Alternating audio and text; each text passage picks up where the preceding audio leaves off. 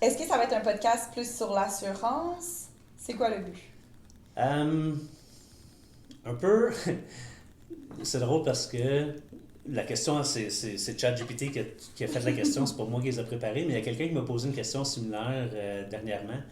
Puis dans le fond, ça me fait penser à quand je fais des meetings avec les gens.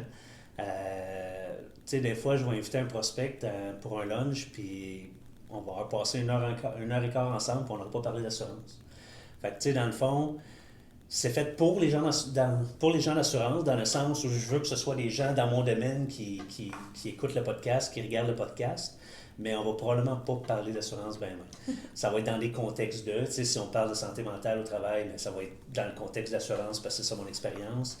Tu sais, il y a d'autres sujets comme ça qui vont toucher à l'assurance, mais ça me surprendrait que j'engage, pas que j'engage, mais que j'invite quelqu'un qui va parler des mots d'amour, là, tu sais.